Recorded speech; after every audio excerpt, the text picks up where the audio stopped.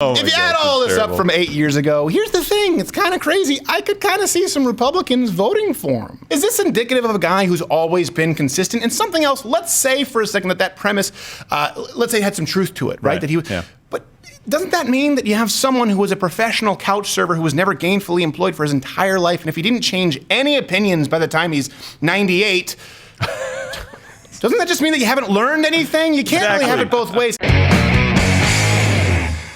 I want to talk about something today. I want to start a campaign to make Bernie Sanders based again. So let me explain the context. Yes, hashtag make Bernie based again.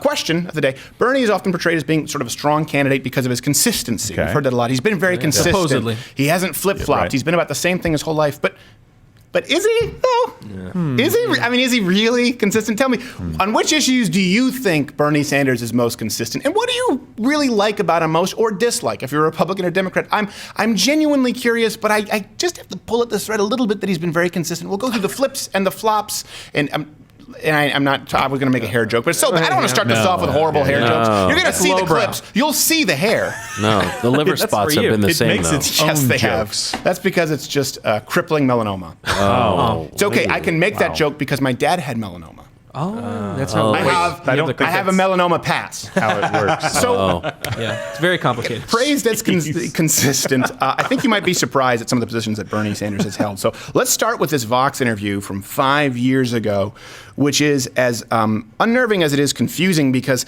Ezra Klein has a job. And I sit there and I go, how did this happen? But let's see what Bernie Sanders had to say about nationalism and immigration. Here you go. Sharply raising the level of immigration we permit, even up to a level of open borders. About sharply increasing open borders. Open borders. That's a Koch brothers proposal. The idea, of course.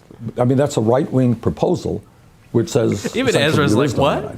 But it would make a lot of the global poor richer, wouldn't it? And it'd make everybody in America poor. Then you're doing away with the concept of a nation state, and I don't think there's any country in the world which believes in that.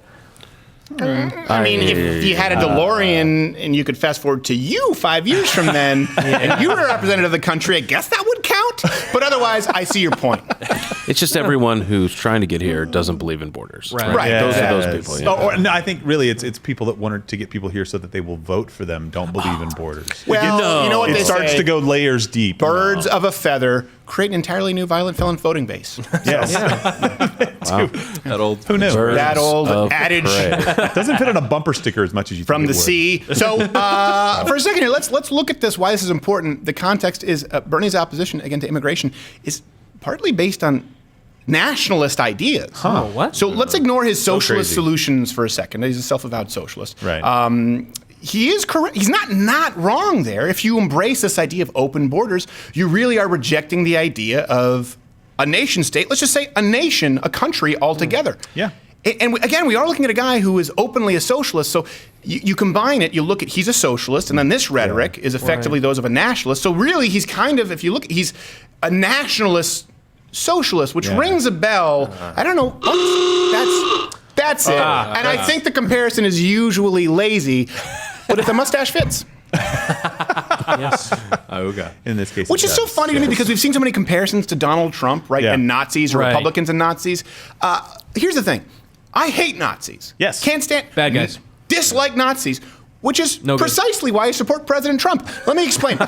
This is largely due to the fact that my primary gripe with the Nazis wasn't the nationalism, more so the socialism and the extermination of Jews. There's a few other things in there. Yeah. And by the way, we both know that Donald Trump wouldn't be in either of those camps, as seen by the deregulation that you complain about and his support for Israel, which is met by protests from today's left. So this is one thing that's important because some people try and say, well, the nationalist part is what is anti-Semitic. Well, then that would mean that Israel's nationalist policy is anti-Semitic. No. Nationalism is not discriminatory. It is not racist. It is believing in your nation, in first serving the people of your country who you've taken an oath to serve.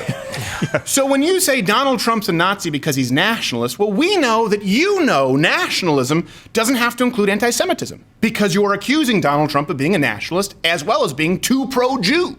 So it nullifies the Nazi pretzel. comparison. So let's do that. I think everyone should be free to say now, not white nationalist, not a racial supremacist national, just nationalism. You're a nationalist. That's fine. Do you believe that your nation is the greatest country on the face of the earth? Do you believe that the United States is better than, say, I don't know, Canada?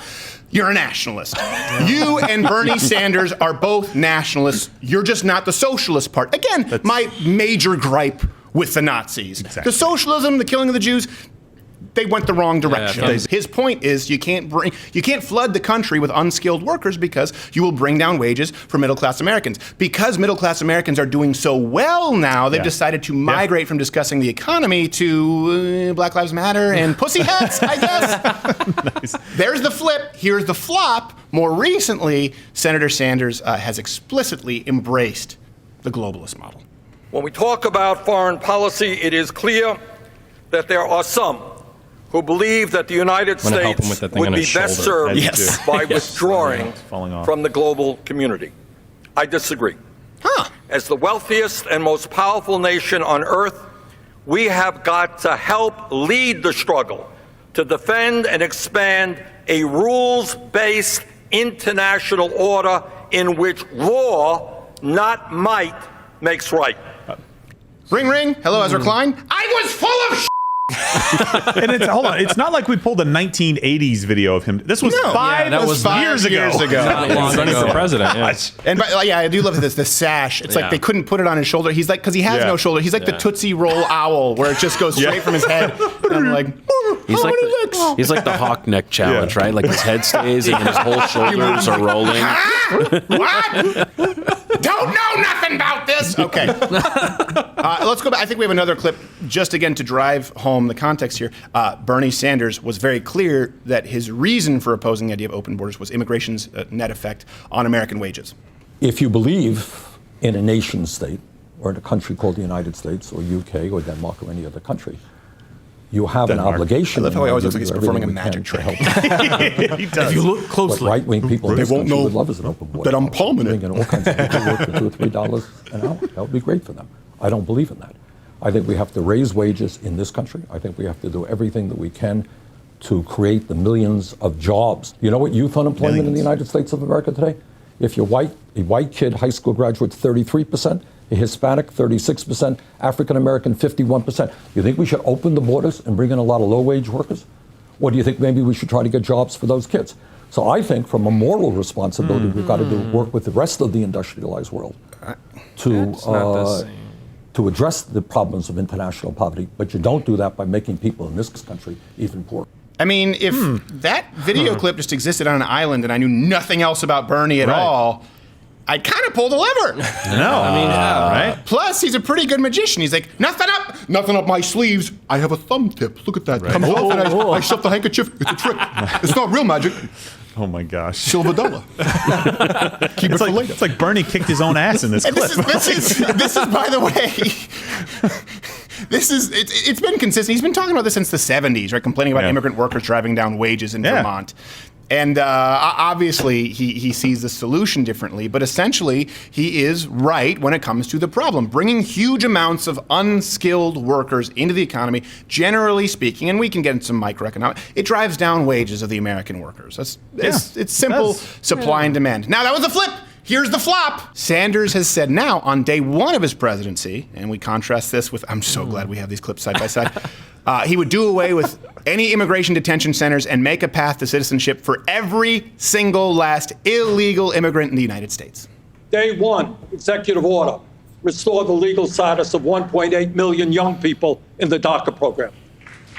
Day one, we change border policy so that federal agents will never snatch babies from the arms of their mothers. Oh, Lord. Come on. Like that's happening.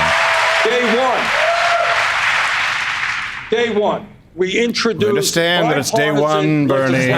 Still day one. Which will, in fact, be comprehensive, which will result in a path toward citizenship for all of the 11 million who are undocumented. Illegal. What about day two? Yeah. Day of rest. I hadn't got that far That's yet. day one. Again, that's the flop. You let me know if you think it's remarkably consistent. We'll go to gun control here. This is one that a lot of people miss, but I didn't forget because I remember the previous Democratic debates where they all argued over. I said ogre? I had a stroke. Ogre, yeah. They all argued over who had the lower rating from the NRA. I remember that. And everyone had an F, and they all jumped on Bernie because he only had a D-. He ruined the curve. And he was so else. defensive, like, wait, let me finish. I'll do more. D- is pretty good.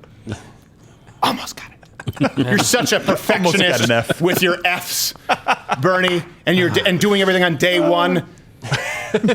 Life's a marathon, not a sprint, Bernie. You should know that. So he had a pretty reasonably pro-gun record in Vermont. He voted against waiting periods and background checks, by the way, for gun purchases. And he also voted to protect gun companies from being sued by the victims of shootings. And he said this. He said, well, I don't think that mom and pop gun shops or firearm manufacturers should be sued because somebody went out and committed some kind of a mass shooting. And by the way, something that's important to note, Vermont has some of the most permissive gun laws in the country. Up until recently, I think it just changed last year, you might know this better than I do, anyone over 16 could legally purchase any firearm with no delay, and they could open or conceal carry without any permit, effective immediately. Wow. It's like the Wild West. You buy that firearm in Vermont, you walk out the store, you can carry it where you want it as long as you are a law-abiding citizen. And so Bernie, being, having suckled at the government teat for all of 90 years in Vermont, this would have been, with a pretty low population, by the way, who tend to be very liberal, he easily could have pushed some kind of gun control measures in Vermont. And he didn't need to start with anything like a magazine ban. He didn't need to start with anything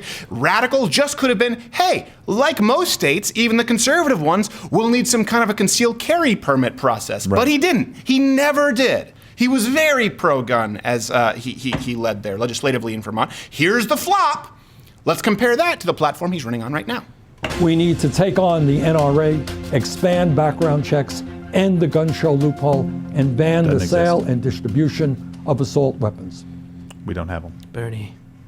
By the way, I do love that, that's the one clip out of all the ones we've seen where it looks like finally a mom kitten went and put down his hair. Like, geez. Can we go back to the previous one there so you can see it? Can we see this? Look at that. Oh, jeez. Look at that. He's like a troll doll. He looks like he's Thomas Edison on light bulb 342. The one with power. I'll get my kite. I know, it's Benjamin Franklin, but you understand. I'm merging them because he's an ass. Yeah. So, on top of all that's no reason to merge. I need no more justification. That's historically inaccurate. After criticism from Hillary Clinton, he then co-sponsored a bill to repeal protections for gun manufacturers.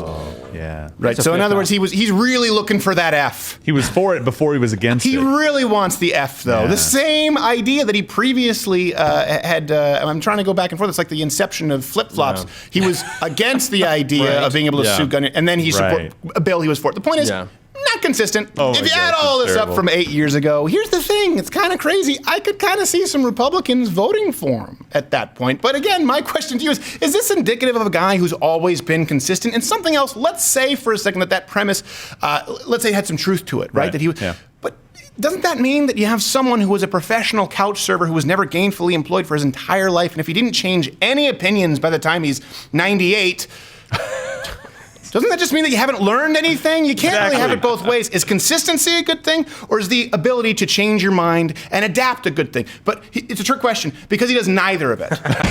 Hey, I hope you enjoyed this clip. If you don't, these are the ABCs of me, baby. You can just click next video and put it in double speed. Of course, search doesn't necessarily work. Subscriptions, notifications don't necessarily work. Just bookmark this page, check in. We do a new video every single day except for Sunday. And if you don't want this content to disappear, join Mug Club at louderwithcrowder.com/mugclub. It's only $69 if you're a student, veteran, or active military. And if you don't, listen. I don't want to say that you're hellbound, but it doesn't look good for you.